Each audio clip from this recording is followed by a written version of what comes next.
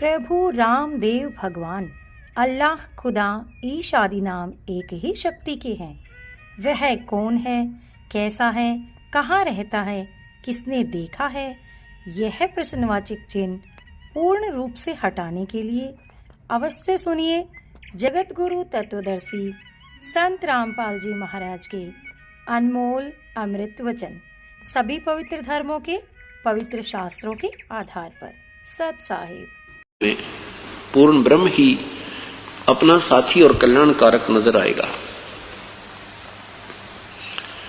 तो जो अब आप परमेश्वर की शरण में आए हो बहुत पुण्यकर्मी प्राणी हो,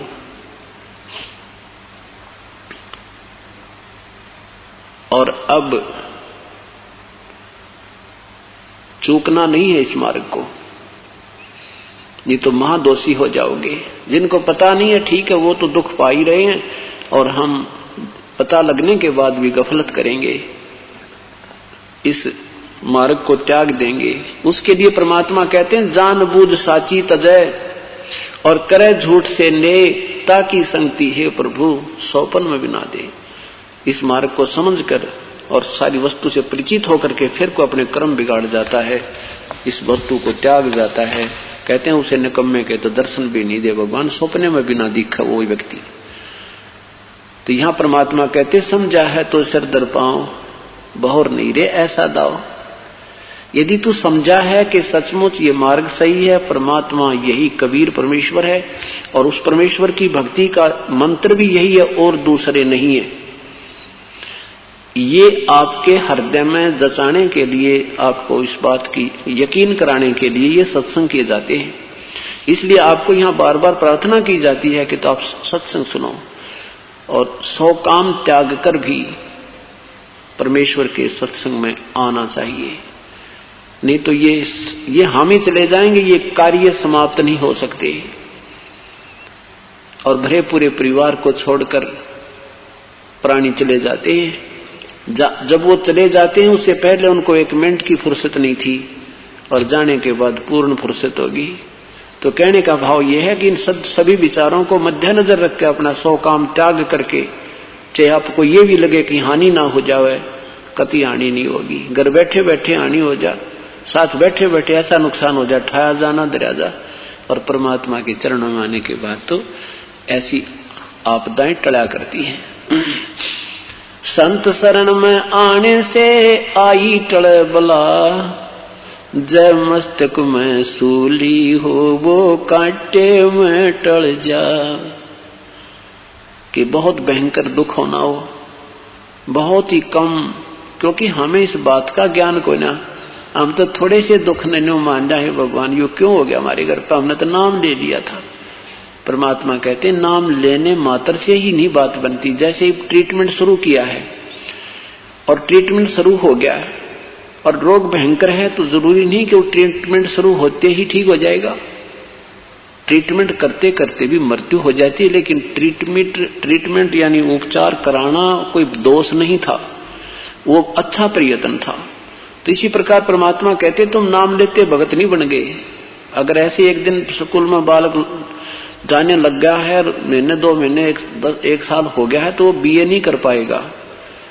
तो कहने का भाव ये है कि इसमें लगे रहे, और ना जाने कितनी आपत्तियां हमारे ऊपर इस जीवन में हैं, युगों युगों के पाप हमारे संग हैं।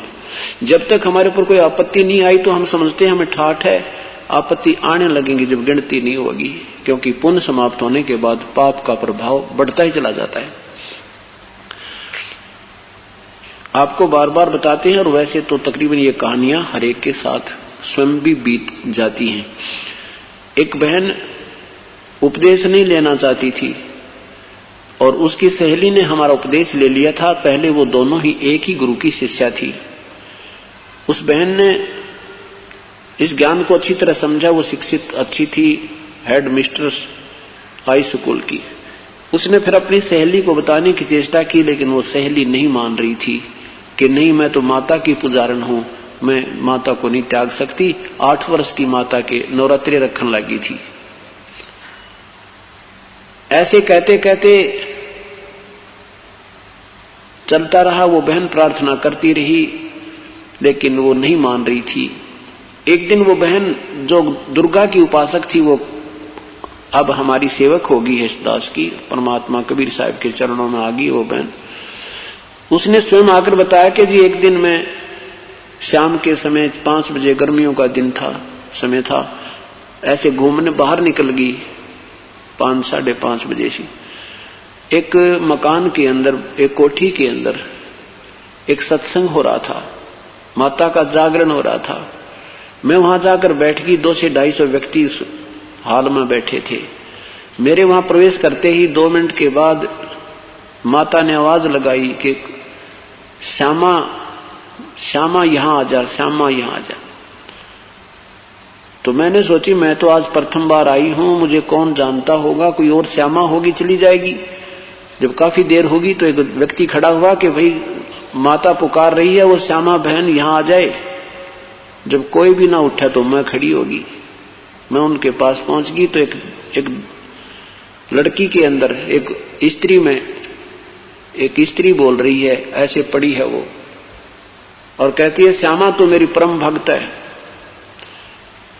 तेरे ऊपर बहुत बड़ी आपत्ति आने वाली है, तो मेरी 14 महीने जोत लगा दे, तेरा बेड़ा पार हो जाएगा, अखंड जोत लगाना। अब मैंने सोचा हे भगवान, माता ने बड़ी सुनी देखी, इतने व्यक्तियों में मुझे चुना, बस मैं तो उसी दिन गदगद होगी और जाते ही अखंड जोत शुरू कर दी। अखंड जोत माने सुबह एक बार लगा दे, उसको बुझने नहीं देते, घी डालते रहते हैं।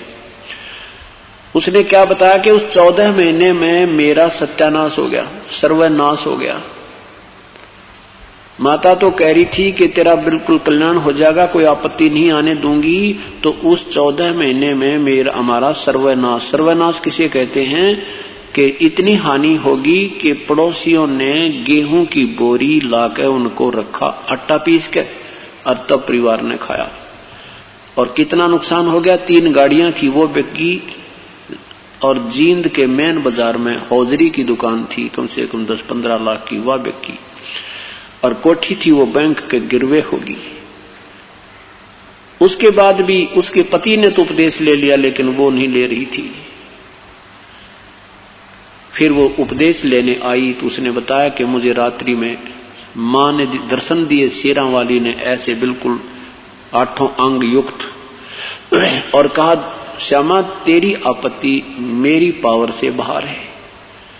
तो उस संत इस दास का नाम लिया कि तू उस संत रामपाल के पास चली जा, जो शशि का गुरु है, तेरा कल्याण वही संभव हो सकता है। अब उस अगले दिन उठते ही वो शशि बहन के पास पहुंची, जो हेड मिस्ट्रेस हाई स्कूल की, अब प्रिंसिपल है वो कॉलेज की, और उससे कहा कि मुझे नाम दिला दे। सारी कहानी बताई, ऐसे माता ने मुझे दर्शन दिए और मुझे आदेश दिया है। उपदेश लेने के लिए जींद आश्रम में पहुंची। उस दिन ये दास नहीं पहुंचा, जाना था उसे, अगले दिन हम गए। वो दोनों दिन वहां बैठी रही, सुबह जावे शाम न आवे। मैंने पूछा, वो पहले भी मेरे से मिली थी वो लड़की बहन, मैंने उसको ये नियम बताए थे कि ये देवताओं की पूजाएं तूने नहीं करनी है। तो वो नाट गई थी, मना कर गई थी कि मैं तो पूजा करूंगी, माता को नहीं त्याग सकती, मैं माता की पूजा बचपन से करती आ रही हूं, यूं कहकर वो चली गई थी। उस दिन जब वो उपदेश लेने आई तो मैंने कहा बहन ये वही नियम आज हैं जो उस दिन आपको बताए थे, नियम चेंज नहीं हो सकते, नाम लेना चाहे मत लेना। उसने कहा जी आज मैं सारे नियम छोड़, पूरे नियम निभाऊंगी, सब त्याग दूंगी। फिर अपनी राम कहानी बताई, रो रो कर सुनाई। अब दास ने उपदेश दे दिया। फिर उससे बताया बहन तेरा सौभाग्य है कि तुझे पहले आनी होगी, ये तेरा बहुत ही अच्छा सौभाग्य है कि इस उपदेश लेने से पहले तेरा नुकसान हो लिया। परमात्मा कहते नाम सहित बेवतन भला जो दर दर मांगे भीखा, क्या हुआ छत्र की छांचा लायो राजपाट धेली का। कहते कति सर्वनाश होकर भी परमात्मा की प्राप्ति हो जाए तो भी शुक्र मनाना, ये मार्ग मिल जावत है। क्योंकि मैंने उसको बताया कि यदि तुझे ये नाम 1 साल पहले 2 साल पहले मिल जाता और नाम लेने के तुरंत बाद ये आपत्ति का दौर तेरे ऊपर आ जाता और तुझे 30 लाख के स्थान पर 30,000 की हानि हो जाती, तू नाम त्याग देती और फिर नरक के राह चल पड़ती। अब वो सिर मार रही है, अगदी सचमुच ऐसे ही होता। आज तुझे 30 लाख की हानि होगी और उन्हीं पूजाओं को करते करते, और यदि इस दास के पास तो उपदेश ले लेती और ये हानि तुझे 30,000 की भी हो जाती तो नाम त्याग देती, क्योंकि मैंने माता त्याग दी इसलिए मुझे 30,000 का नुकसान उठाना पड़ गया और तू फिर नरक के रास्ते जाती। ये तेरे ऊपर रहम है परमेश्वर का कि आपको इतना लेट कर दिया कि ताकि तू अब ढंग से लग जा। इस बात को सुनकर वो बिल्कुल सत्य मान गई। अब जी बिल्कुल मेरा और विनाश हो जाता। अब 5वां वर्ष हो गया उस बहन ने। अब उस बच्चे से पूछो, वो कहते हैं जी वो हमारा जो नुकसान था वो हमारे लिए वरदान बन गया। अगर वो हमें हानि नहीं होती तो हम इस सत परमेश्वर को प्राप्त नहीं कर सकते। कोट जन्म तन भर मत हो गए, कुछ ना हाथ लग्या रे, कुकर सुकर कर बोरे, कौआ हंस बुगारे, कोटि जन्म तू राजा की ना मिटी न मन की आशा, भिक्षुक होकर दर दर घूम्या मिला न निर्गुण रासा। कि ये को पहली बार हानि थोड़ी, असंख्यों बार हो ली, असंख्यों बार मृत्यु हो ली, पूरे परिवार के परिवार विनाश हो लिए हमारे। भूकंपों में दुनिया मर जाती है, पूरी पीढ़ी की पीढ़ी समाप्त हो जाती है, 3 पीढ़ी इकट्ठी मर जाती है, दादा परदादा पोता और चौथा दादा। तो परमात्मा के चरणों में आने के उपरांत अगर आपको कोई हानि होती है, डोंट वरी। इस दृष्टिकोण से देखना कि ना विरक के बिजली गिर जानी थी। आप बालक हो, आपको ज्ञान नहीं इन बातों का, और दास को मास्टर बना दिया परमेश्वर ने, इस तत्व ज्ञान से परिचित करा दिया। तो इसलिए आपको ये बार बार ज्ञान करा रहे हैं कि कहते हैं परमात्मा फिर संकेत करते हैं, द्वार धनी के खड़ा रह, द्वार धनी के पड़ा रहे, भाई धक्के धनी के खावे, 100 काल झकझोल ही पर द्वार छोड़ ना जावे। कि अपने पूर्ण संत के द्वार पर, पूर्ण धनी के द्वार पर पड़ा रहना, द्वार छोड़ के मत जाना। और धक्के धनी के खाचे, इसके मार्ग में आपको कुछ हानि भी होती नजर आती है, पर डगमग मत हो जाना। 100 काल झकझोल ही, चाहे काल कितने झटके दे के देखे, पर छोड़ मत जाना। अगर इसको छोड़ देगा तो और ज्यादा हानि उठानी पड़ेगी। इस प्रकार सत्संग में आने से प्राणी को हर प्रकार से ज्ञान प्राप्त होता है। और ये तो काल का लोक है। यहाँ तो परमात्मा कहते हैं, आप तो कह रहे हो कि मुझे मरने की चिंता है, और परमेश्वर कहते हैं कबीर साहब मुझे ये चिंता, तुम जीवित कैसे हो? अरे नादान, इस देखो तो ये शरीर है क्या सांग तुम्हारा, हार्ड चाम का बना हुआ पुतला, 36 जोड़ ला रहा खींच के, एक भी इधर उधर हो गया तो पड़ा पड़ा रोए इंसान, उठ नहीं सकता। तुम कहते हो मैं मरना जाऊं, और मैं कहता हूं तू जी कैसे रहा है? तुझे मरने की चिंता, मुझे तेरे जीने की चिंता। तू कैसे चल रहा है? इस हार्ड चाम की ये मिट्टी कैसे चल रही है और कितने दिन चलेगी? और फिर क्या कहते हैं, जिस मरने से जग डरे है मेरे मन आनंद, कद मर हूं कद पावे हूं वो पूर्ण परमानंद। यहां तो भाई लाख वर्ष जीवित रहे वो भी मर गए, और ब्रह्मा विष्णु महेश मरेंगे, जिनकी लाखों अरबों और करोड़ों जन्मों के वर्षों की जीवन है। इसमें एक का काम बताया परमात्मा ने कि जब तक ये श्वास है प्रभु याद कर, उसकी रजा पर छोड़ दे मालिक। राज्य करमता राम की रजा धरे जो शीस, दास गरीब दरस परस तिस भेंटे जगदीश। उनको मिले भगवान। अब किसकी भक्ति करें? उस परमेश्वर की। क्या बताते हैं, नर सुन रे मूड गंवारा, ये राम भजन तत्सारा। नर सुन रे मूड गंवारा, भाई राम भजन तत्सारा। कि इन और सब पचड़ा न छोड़ के परमात्मा की भक्ति ही सार है। क्या कहते हैं भगवान कि श्वास उसास में नाम जपो, व्यर्था श्वास मत खो, ना बेरा इस श्वास को आवण हो कि न हो। परमात्मा कहते हैं तू मरने वाले को रो रहा है कि वो मर गया है, मर गया, और तू अपने बारे में सोच, क्या तू नहीं मरेगा? कबीर साहब कहते हैं कि समझे ना नादान लोग, अपने को भी मरना होगा, इब करें किसका शोक। अगर हमने ना मरना हो और मरने वाला गलत बन गई हो तो वो अकेला ही मर गया, हम नहीं मरेंगे, तो वे चिंता भी ठीक लगे तुम्हारी। ईश्वर हमें हर प्रकार से संतुष्टि देते हैं और वो क्या कहना चाहते हैं, ये सारा ज्ञान देकर के कहाँ हमारा दृष्टि, कहाँ हमारे जो ना दृढ़ करना चाहते हैं बुद्धि को, इसको समझना चाहिए। जैसे सुखदेव ऋषि जी ने और राजा परीक्षित को 7 दिन की कथा सुनाकर एक ही काम किया था 7 दिन में कि तेरी इसकी वृत्ति संसार से हटकर और स्वर्ग में लग जा, बस। और कोई योगदान उस सुखदेव का नहीं था, इतना ही योगदान था कि इसकी वृत्ति यहां संसार से हटा दो, इस ऐसी कथा कहानी सुना के, ताकि जब सब सर्प इसको डसे तो इसकी ममता यहां किसी बालक में, घोड़े में, को राज में, किसी बच्चे में ना रह जाए, कहीं फिर यही आमरे। और पुण्यात्मा वो परमात्मा हमारे आप पे रजा कर देता है, उस कथा की जरूरत कोई ना, वापस सिस्टम बना देता है हमारा। क्योंकि अंत समय में जब जीव की मृत्यु होती है, उस समय हमारी जहां भी आशा रह जाएगी उसी में वही जन्म होगा, हम फिर दुख के भागी बने रहेंगे। और परमात्मा ऐसे कृपा कर देते हैं। एक भक्त की मां मर गई और 70 साल की हो रही, तो बुढ़िया के पेट में दर्द हो गया और इतना दर्द हो गया कि बालक बोलने वह बोल नहीं सके, और ट्रीटमेंट भी कराया, आध घंटे में मृत्यु को प्राप्त होगी। अरे इससे बात पर नाम छोड़ गए, नो बोले हमारी तमाम मृगी बोलने भी ना पाई। और आप कह रहे थे कमाल का बात है, 6 महीने नाम लिए हुए बुढ़िया ने, बताई बुआ गवर्नर बन जाएगी 6 महीने में, अगवा पर उस स्वर्ग से भी ऊपर पहुंच जाएगी। जितना उसने किया उसके साथ है, और 70 साल की बुढ़िया हो रही, बता फिर भी तुम्हारे मंदिर खरपतवार भरा। फिर सत्संग सुना क्या आपने? तुमने 1 साल से नाम लिया हो गया, सत्संग सुन रहे थे, क्या विचार किया? अब परमात्मा ने जो उस बुढ़िया के लिए क्या बहुत अच्छा किया। क्योंकि अगर अंत समय में मरते समय तुम्हारे से बातचीत करती, हाय मेरा पोता किससे है, हाय फलाने ने बुला दो, तो उसकी यही ममता रह जाती, वह भूत नहीं बनाओ। अरे परमात्मा ने 2 सेकंड उसका मन में नान दिया, कौन मेरा है कौन तेरा है, उसकी इतना दुख दे दिया और मिनट में ठा ली, और फिर वो अपने हिसाब से वो जन्म देगा, क्योंकि तुम्हारे कहने से नहीं होगा।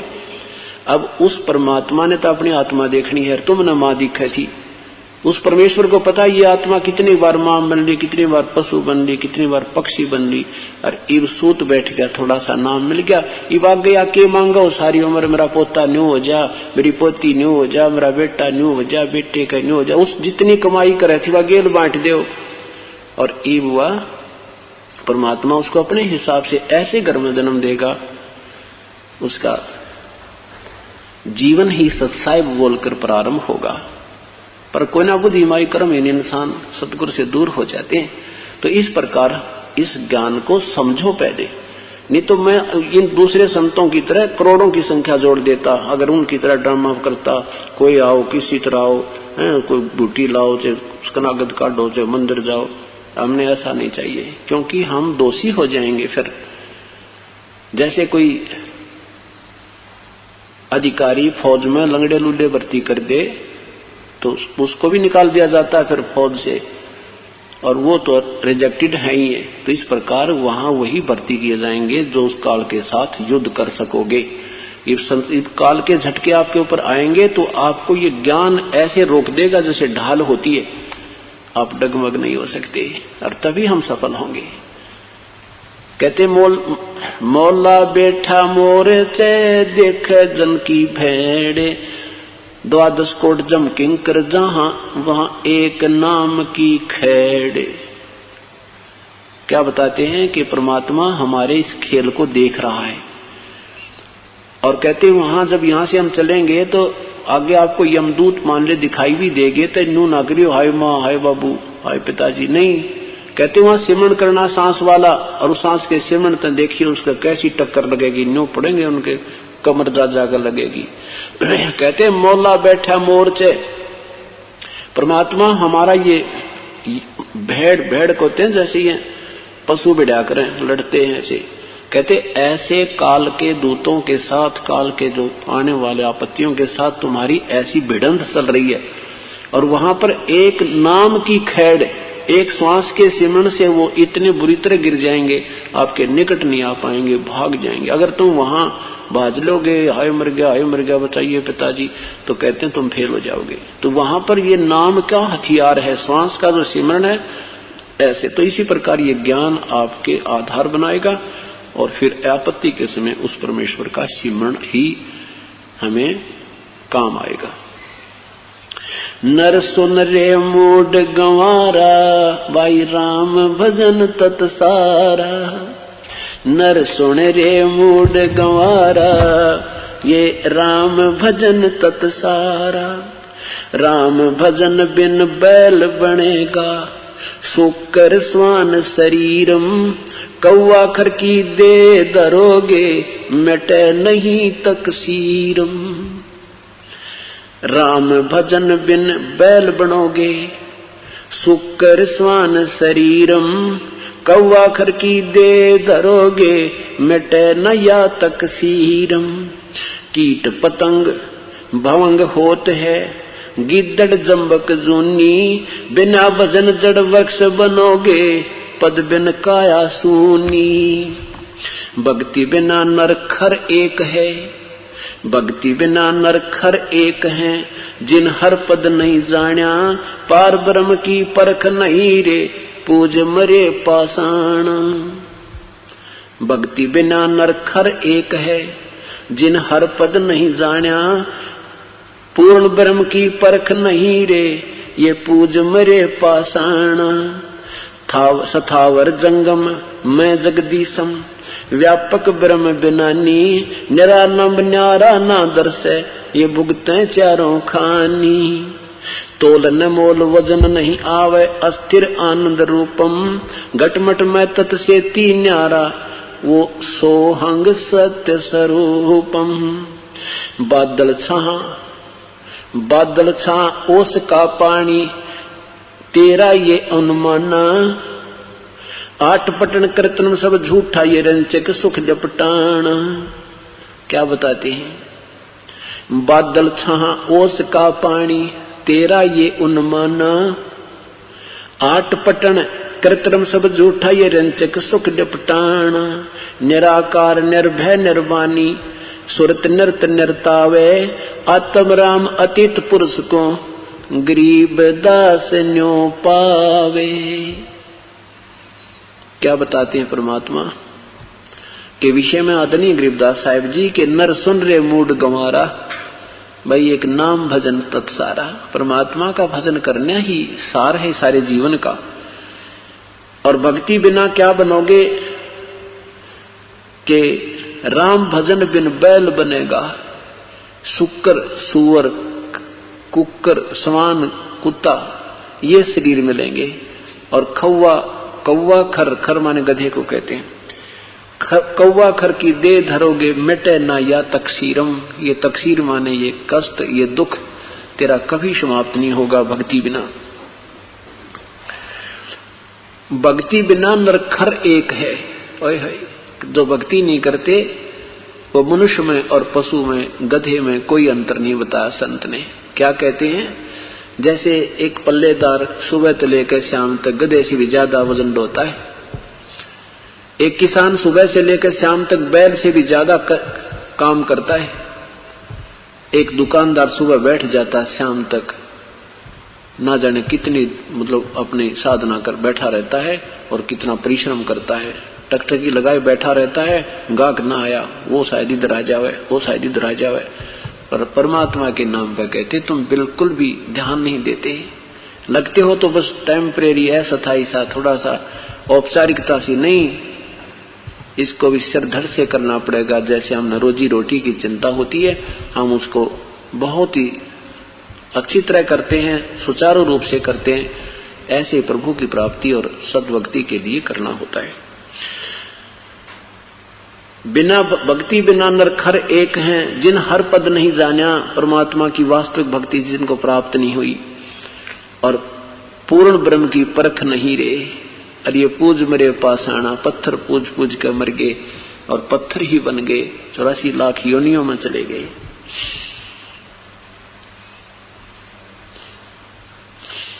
बादल छा ओस का पानी, तेरा ये उन्माना है। इतना जीवन आपका चाहे 1 लाख वर्ष का भी है, जैसे बादल की छां अस्थायी होती है, हवा चली वो बादल की छां नहीं रही। और जैसे ओस का पानी सुबह 2 घंटे के बाद नजर नहीं आता। और आदरणीय कबीर साहब जी, परमेश्वर पूज्य कबीर साहब जी कहते हैं, पानी केरा बुद बुदा आसमान उसकी जाते, देखत ही छुप जाएगा ज्यों तारा प्रभात।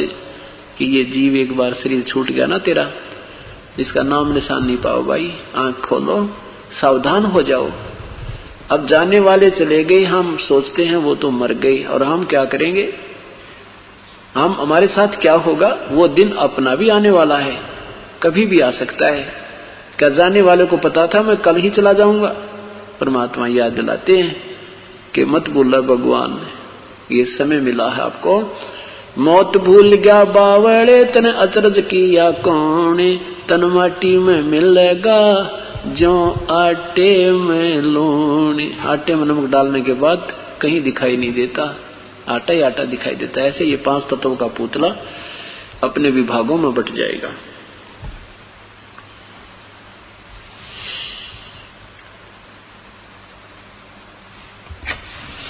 भजन करो उस रब का जो दाता है सब कुल सबदा।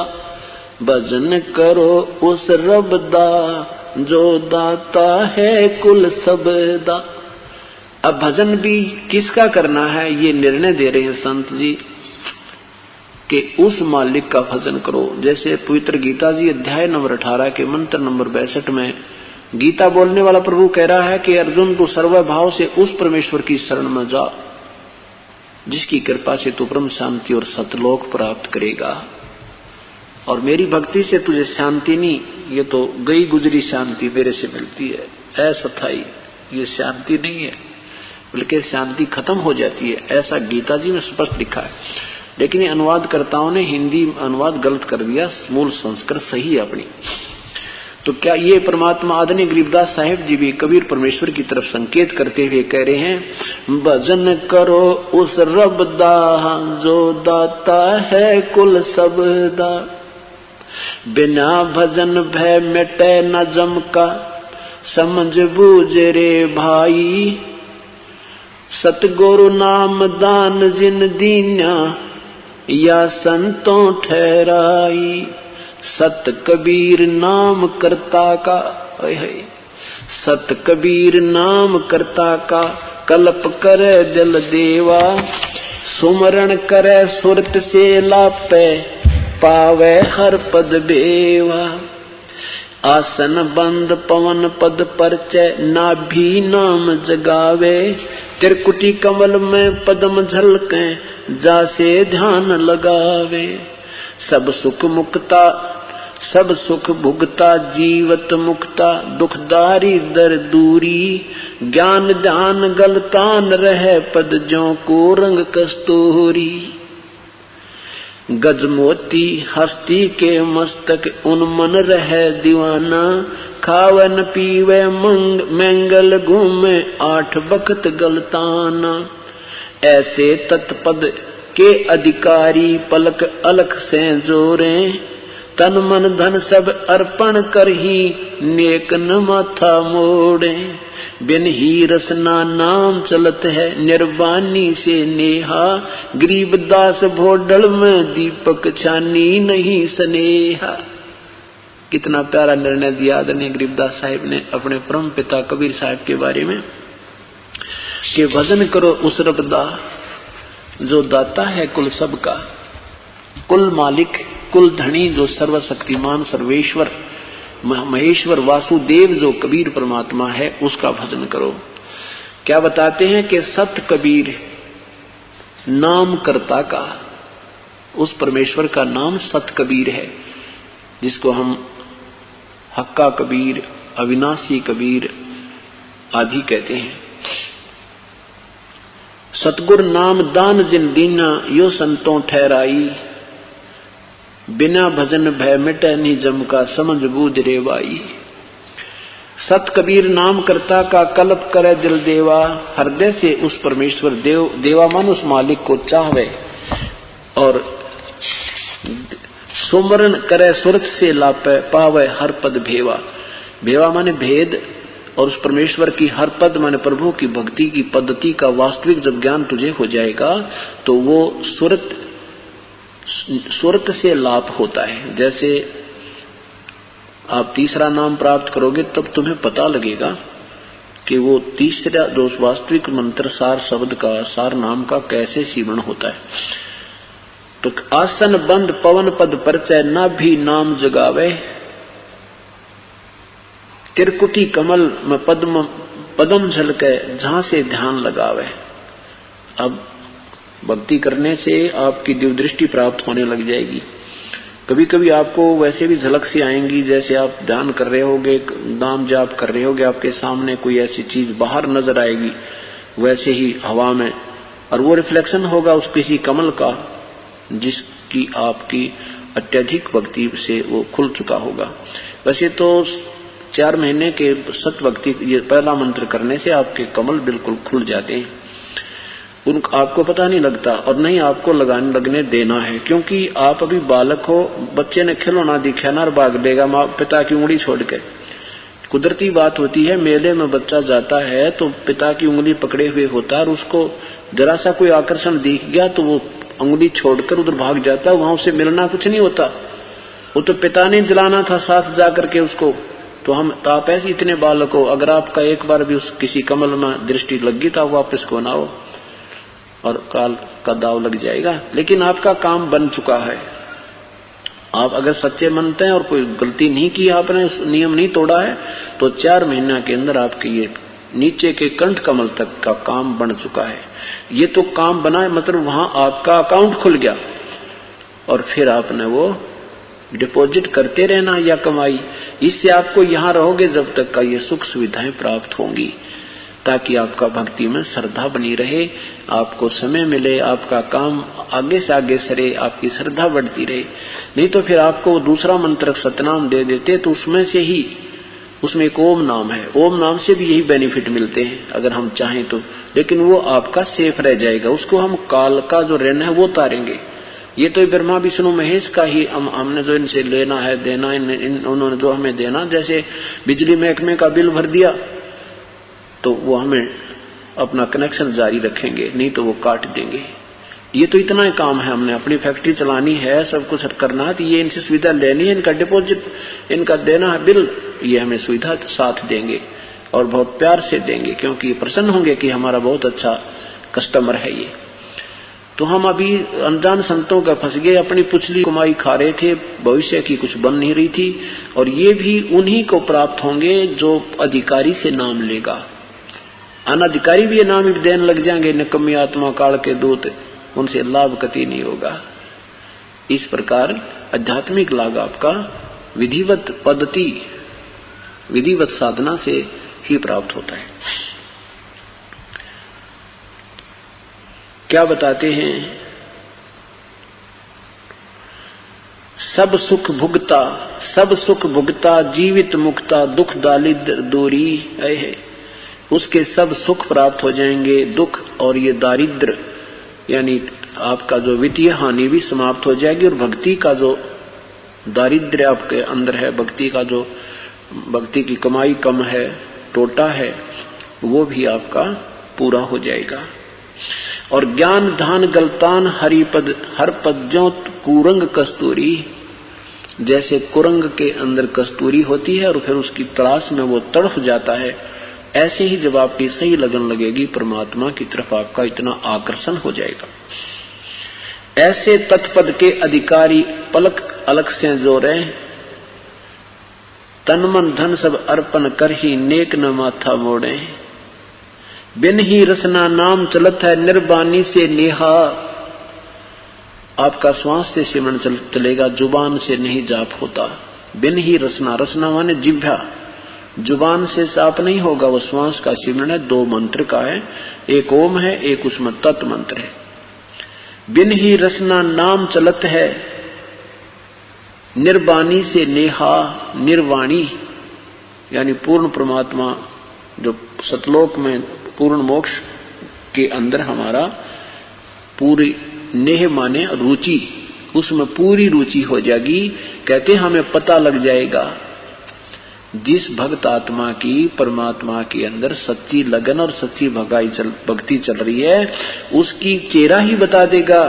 कैसे बता देगा कि गरीबदास भोडल में दीपक छानी नहीं स्नेहा, जैसे बल्लभ के ऊपर और भोडल ये प्लास्टिक डाल दे तो भी चमक अंदर से बाहर दिखती रहती है।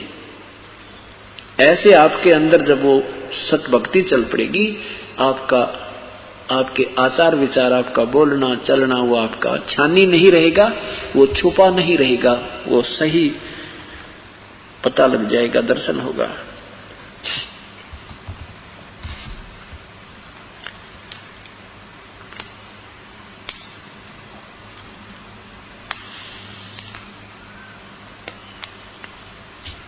अब क्या बताते हैं परमात्मा के भजन करो उस रबदा जो दाता है कुल सबदा। वो कौन है वो परमात्मा? पुण्यात्मा, जब तक हमें ये ज्ञान नहीं होगा कि वो परमात्मा वास्तव में कौन है और उससे हमें क्या बेनिफिट होंगे, तब तक रुचि बने नहीं। और जब तक रुचि नहीं बनेगी हम भक्ति नहीं कर सकते। सीधी सी बात है। जैसे हम जो भी हमें ज्ञान हुआ था, जैसे दास पहले हनुमान जी का पुजारी था, हनुमान जी के विषय में एक छोटे से बालक ने, मेरे साथी ने बताया था कि हनुमान की पूजा करे तो भूत ना सतावे, इतना बेनिफिट याद रखा था। अब उसके निकट भूत नहीं आ सकते हैं। और हनुमान चालीसा करे, बजरंग बली है, यू भूता का गदा ठोक दे है। तो हम इसी लालच में 7 बार हनुमान चालीसा करते थे। फिर बाबा श्याम जी की परंपरागत साधना थी, उसका न्योय निबेरा के करे, पर ये पूजना जरूरी क्योंकि अपने परंपरागत पूजाएं हैं। फिर सालासर जाने लगे हनुमान जी की पूजा, क्योंकि सब बहुत बड़ा मंदिर है वहां, इस उद्देश्य से कि बहुत बड़ा मंदिर है, बहुत लोग जाते हैं वहां और ज्यादा लाभ होता होगा। फिर भगवान श्री कृष्ण, भगवान श्री राम, विष्णु जी, शिव जी की महिमा से हम परिचित हुए पवित्र हिंदू धर्म में जन्म होने के कारण। तो इनका जैसा भी हमने कथाएं सुनी थी, जैसे भगवान श्री कृष्ण ने कंस मार दिया, चाणूर मार दिया, भगवान श्री कृष्ण ने पूतना मार दी, कुब्जा का कूब ठीक कर दिया, मोरध्वज के पुत्र ताम्रध्वज को जीवित कर दिया, ऐसे ऐसे इनकी महिमा सुनकर हम इन पर आकर्षित हो गए। बिल्कुल ठीक है। अब हमें पता चला कि ये प्रभु इतना कर सकते हैं, लेकिन ये न स्वयं मृत्यु कर्म दंड से मोक्ष है, जैसा करेंगे इनको भरना पड़ता है, और न ही ये अविनाशी है, इनके लोक भी नाशवान, ये भी नाशवान है। अब पता चल गया।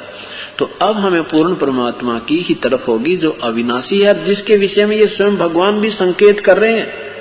गीता जी में लिखा कि अर्जुन, जब तुझे पूर्ण परमात्मा के विषय में ज्ञान हो जाएगा, उसके गुणों से तो परिचित हो जाएगा, तेरी आस्था ऐसी अन्य भगवानों में रह जाएगी जैसे बहुत बड़े जलाशय की प्राप्ति के उपरांत श्रद्धा छोटे तालाब में रह जाती है।